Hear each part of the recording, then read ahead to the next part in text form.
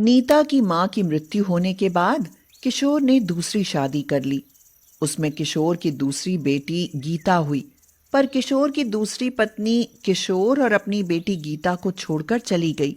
तब से किशोर गीता को अपनी बेटी नहीं मानता था और उसे नापसंद करता था। नीता और गीता दोनों एक ही कॉलेज में पढ़ते थे।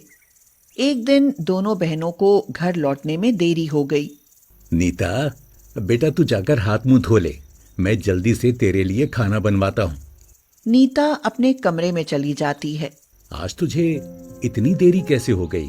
कल से तू कॉलेज नहीं जाएगी। पापा, माफ कर दीजिए, आज कॉलेज में ज्यादा काम था। अरे तुझे कितनी बार समझाऊं, तू मेरी बेटी नहीं है। और जल्दी से जा, खाना बना जाकर। मेरी बेटी सुबह से भूखी है। गीता की आंखों में आंसू आ जाते हैं, पर वह कुछ नहीं बोलती है। वह रसोई में जाकर खाना तैयार करती है। गीता किशोर और नीता को खाना खिला देती है और रसोई साफ करके खुद भूखी ही सो जाती है। अगले दिन सुबह जल्दी उठकर सारा काम करके गीता कॉलेज के लिए तैयार होती है। वहीं नीता आराम से उठकर अच्छे से तैयार होकर नाश्ता करने आती है। बेटा नीता, नया साल आ रहा है, बता तुझे क्या चाहिए? पापा, इस बार मुझे न्यू ईयर पर एक नई कार चाहिए। ठीक है, इस बार तुझे एक अच्छी सी कार दिला दूंगा। गीता नीता का बदलता व्यवहार और पैसे की तरफ बढ़ता झुकाव साफ देख सकती थी। गीता कुछ नहीं बोली, क्योंकि उसको पता था किशोर उसे नापसंद करता है। आखिरी बार किशोर ने गीता को कपड़े कब दिलाए थे, उसे ये भी याद नहीं था। कॉलेज चलें? देरी हो रही है। दोनों बहनें साथ ही कॉलेज जाती हैं। तभी नीता कहती है, तूने पापा से कुछ मांगा क्यों नहीं?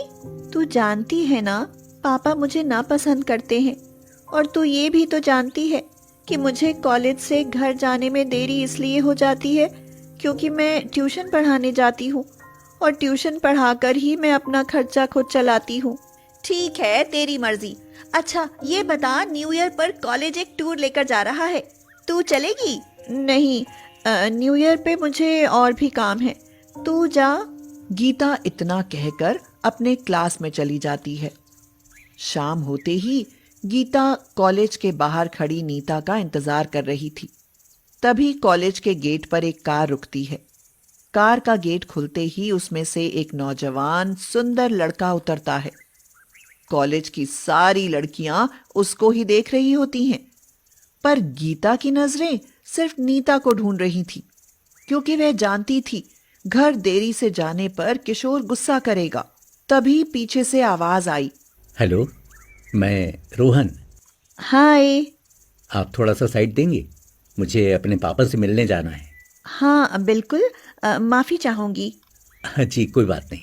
इतना कहकर रोहन अंदर चला जाता है। तभी गीता देखती है कि रोहन कॉलेज के प्रिंसिपल सर के पैर छूता है और उनके गले लगता है।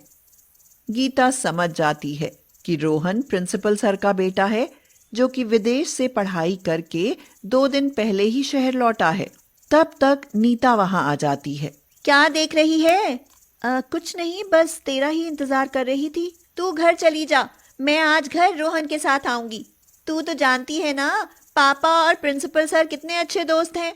गीता बिना कुछ बोले घर चली जाती है और घर जाकर सारा खाना तैयार करती है। तभी कुछ देर में नीता और रोहन घर आ जाते हैं। अंदर चलो, पापा तुम्हारा इंतजार कर रहे हैं। रोहन अंदर आता है।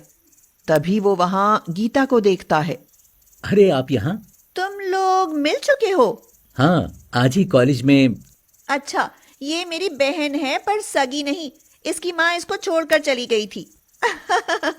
इतना कहकर नीता हंस दी। गीता कुछ नहीं बोली, पर रोहन समझ गया था कि नीता की बात सुनकर गीता को बहुत बुरा लगा है। तब तक किशोर वहां आ जाता है। अरे बेटा, तू कब आया? कितने सालों बाद तुझे देख रहा हूँ। बस 2 दिन पहले ही शहर आया हूँ, अब से यहीं रहूंगा। माँ के गुजर जाने के बाद पापा बहुत अकेले हो गए। पर तुमको विदेश में अच्छी जॉब मिल सकती है, तुम्हारा फ्यूचर सेट है।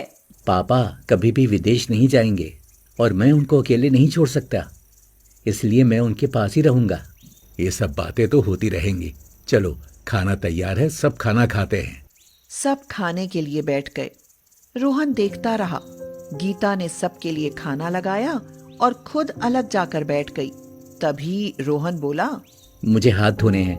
गीता जा रोहन के हाथ धुलवा दे। रोहन गीता के साथ जाता है। आप सबके साथ बैठकर खाना क्यों नहीं खा रही? आप बहुत नसीब वाले हैं जो आपको पापा का प्यार मिला। मुझे सुनकर अच्छा लगा कि आप अपने पापा से इतना प्यार करते हो। रोहन समझ जाता है कि गीता कितनी अकेली है। अरे वाह गीता, बहुत ही स्वादिष्ट खाना बना है। अरे नीता तो इससे अच्छा खाना बनाती है। अरे पापा, आप तो जानते हैं मुझे खाने में कोई इंटरेस्ट नहीं है, मुझे सिर्फ पैसे में इंटरेस्ट है। अच्छा रोहन, कल न्यू ईयर है, तुम घर आ जाना, हम लोग घूमने चलेंगे और मिलकर पार्टी करेंगे। अच्छा ठीक है, अब मैं चलता हूँ। अगले दिन सुबह हैप्पी न्यू ईयर बेटा, ये लो तुम्हारा गिफ्ट। किशोर ने नीता को कार गिफ्ट की। नीता बहुत खुश थी। वहीं गीता चुपचाप ये सब देख रही थी। नीता न्यू ईयर पार्टी के लिए तैयार हो गई और रोहन का इंतजार करने लगी। नीता, मैं मंदिर जा रही हूँ। ठीक है, जा। गीता पैदल मंदिर जाती है। तभी रास्ते में उसको रोहन मिल जाता है। रोहन गीता को कार में बैठाता है और उसके साथ मंदिर जाता है। वहां दूसरी ओर नीता रोहन का इंतजार करते करते थक जाती है। पापा, मैं जा रही हूँ। मैं रोहन के लिए अपनी पार्टी मिस नहीं कर सकती। मेरे सभी दोस्त इंतजार कर रहे होंगे। ठीक है, तू जा और खूब एंजॉय कर। अपनी न्यू कार सबको दिखाना। नीता अपनी पार्टी करने निकल जाती है।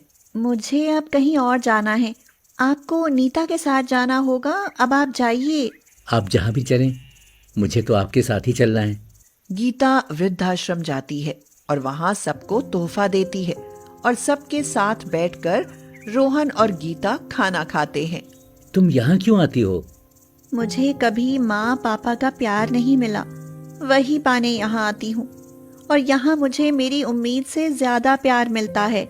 गीता की सादगी रोहन को उसके करीब ले आई। रोहन गीता को बहुत पसंद करने लगा। गीता भी मन ही मन रोहन को बहुत पसंद करती थी। रोहन गीता को कॉलेज ले जाता है। वहां सभी लोग पार्टी कर रहे होते हैं। वहां गीता की बहन नीता भी थी। रोहन और गीता को साथ देखकर नीता को गुस्सा आ गया। वह सबके सामने बोली, गीता, तुझे कार नहीं मिली तो तू रोहन की कार में घूम रही है। अपनी औकात मत भूल। तुझ गरीब के नसीब में एक साइकिल तक नहीं है और सपने कार में बैठने के देख रही है। गीता सबके सामने रोने लगी। तभी पीछे से रोहन आ जाता है और नीता की ये सब बातें सुन लेता है। नीता, तुम्हें कोई हक नहीं है गीता से ऐसे बात करने का। हर चीज पैसा नहीं होता। तुम्हारे पास एक कार क्या आ गई, तुम्हारे तो तेवर ही बदल गए। गीता के लिए मैं ऐसी 10 कारें खरीद सकता हूँ। पूरे कॉलेज के सामने रोहन गीता को अपने दिल की बात कहता है। गीता, क्या तुम मुझसे शादी करोगी? गीता ने पहली बार किसी की आंखों में अपने लिए प्यार देखा था। गीता बिना कुछ सोचे समझे रोहन के गले लग गई।